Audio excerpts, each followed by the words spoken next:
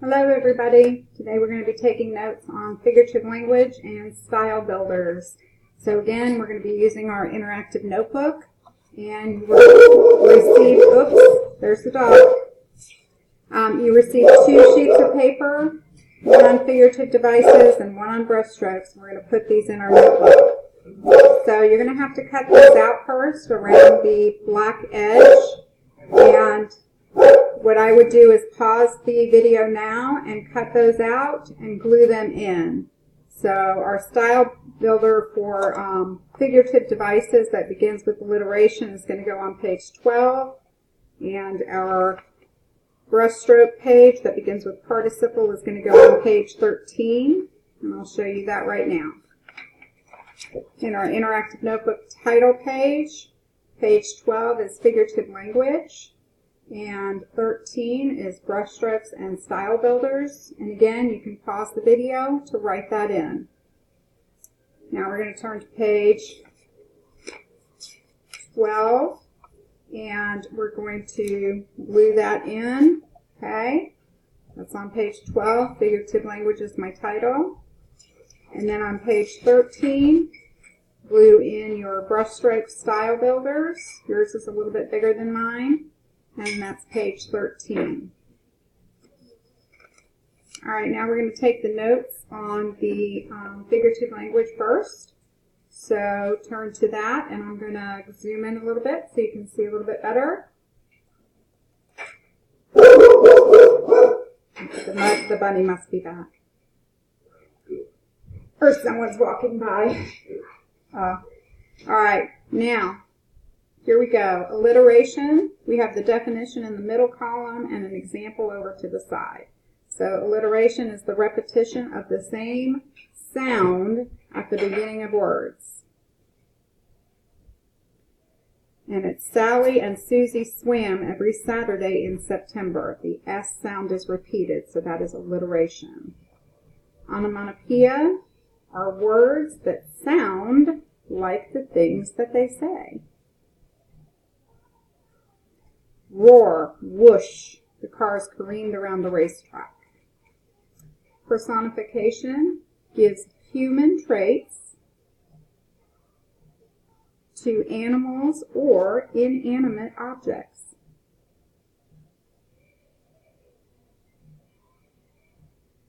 And what I like to think about is the Disney movie with Belle and all of the objects that were dancing and talking.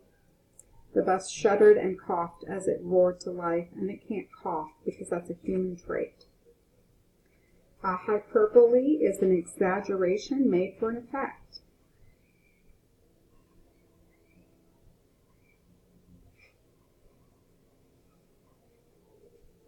My backpack weighs a ton.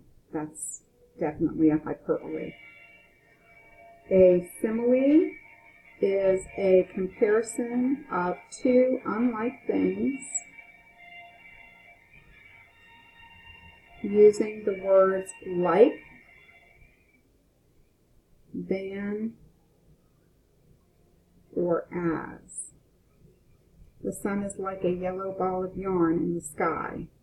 The sun is being compared to a yellow ball of yarn. A metaphor compares 2 unlike things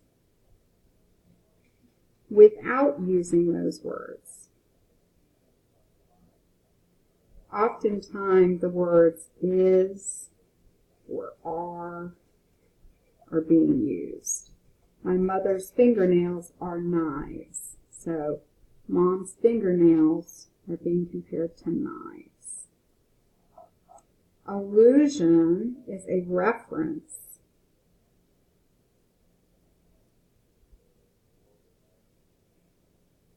checking my spelling there, to a person, place, thing, or idea of historical or literary significance. It allows the reader to understand more than what is being said. So when we say Achilles, we think of Troy, right? When we say Hercules, we think of the Hercules movie, Spider-Man. We get all of those images in our head. Batman, we think of all those movies with Batman in it. So we get much more, more of the ideas by just saying their name, because all of those things come back to us. All right, so now we're going to flip on to our Brushstroke Style Builder page and take these notes. All right, so a participle evokes action.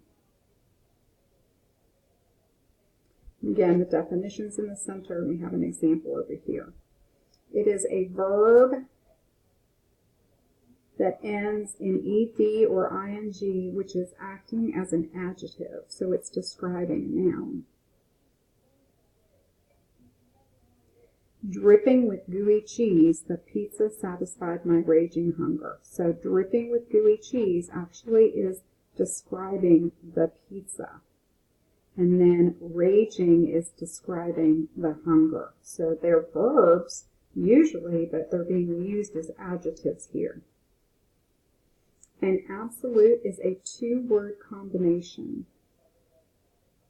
It is a noun first, and then a verb second that ends in ed or ing, and it's added onto a sentence. That's really important. It will zoom in on a part of the whole. So, claws digging, tail swinging, the cat clumsily climbed the tree. So claws digging, tail swinging modifies the cat. It's describing the cat.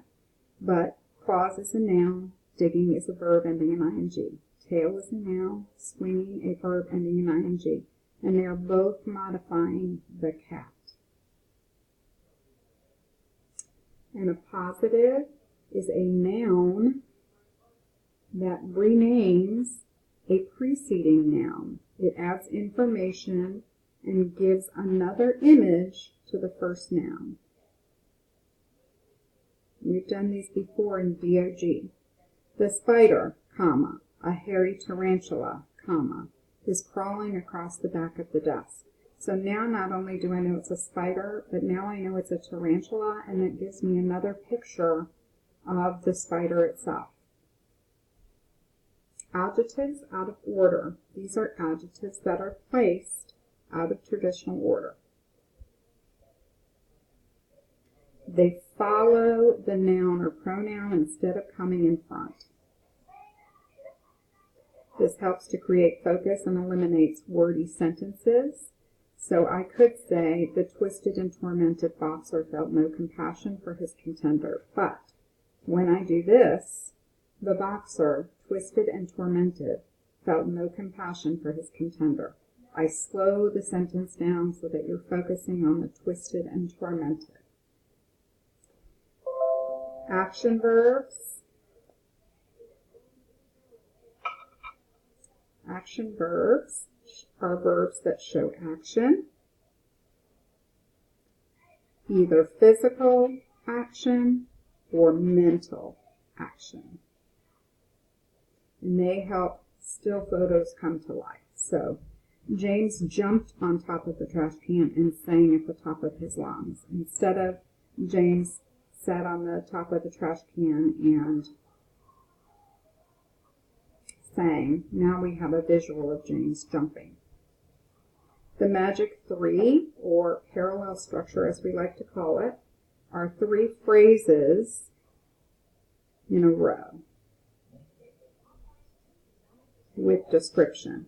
Each phrase is going to begin with a verb and contain at least 3 words each, and the verb tense remains the same. So, the girl smiled at the boy, opened her locker, and knocked herself in the head. So, smiled at the boy, opened her locker, and knocked herself in the head are the 3 phrases.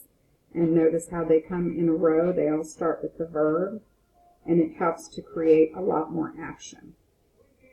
All right, those are the notes for our style builders and our figurative devices. I hope that helps you a little bit more in determining your Moby Maps unit.